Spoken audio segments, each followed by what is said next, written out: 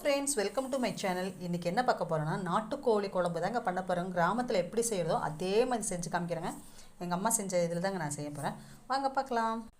இங்கே பாருங்கள், இந்த ஸ்பூன் அளவில் 1 ஸ்பூன் குருமிளகு, 1 ஸ்பூன் சீரகம் எடுத்திருக்கேன். இதை வறுத்துட்டு அம்மியில் அரைக்க போகிறேன்.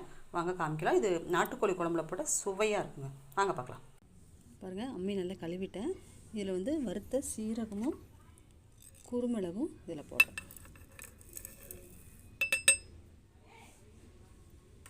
ஒவ்வொரு ஸ்பூன் போட்டிருக்காங்க. சீரகமும் குருமிளகு ஒவ்வொரு ஸ்பூன் போட்டிருக்கேன். வறுத்துருக்கேன். இதை நான் அரைக்கலாங்க. அரைச்சிட்டு காமிக்கிறேன்.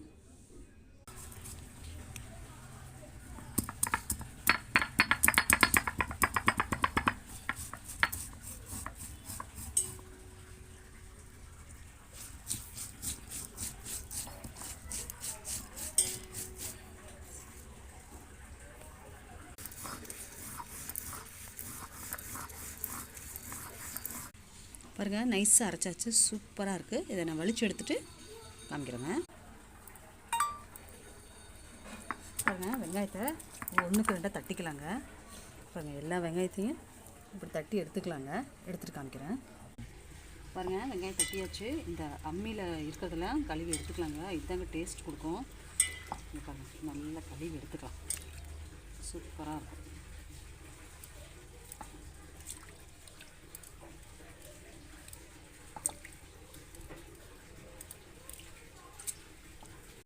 பாருங்கள், குக்கரில் சிக்கனை போட்டுருக்கலாம். நாட்டுக்கோழி இன்றைக்கி சண்டே ஸ்பெஷல். நம்ம வீட்டில் நாட்டுக்கோழி குழம்பு கிராமத்தில் எப்படி செய்வாங்களோ அதே தான் எங்கள் அம்மா செஞ்சது. நான் உங்களுக்கு செஞ்சு காமிக்கிறேன். எங்கள் அம்மா இப்படி தான் செய்வாங்க. அவங்களும் கிராமத்தில் இருந்தனால அவங்க இப்படி தான் செய்வாங்க போல இருக்கு.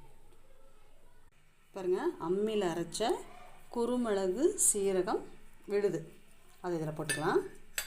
அடுத்தது இந்த தட்டி வச்சோம் பார்த்தீங்களா அம்மியில், அந்த வெங்காயம், கொஞ்சம் கருவேப்பிலை எல்லாம் போட்டுக்கலாம்.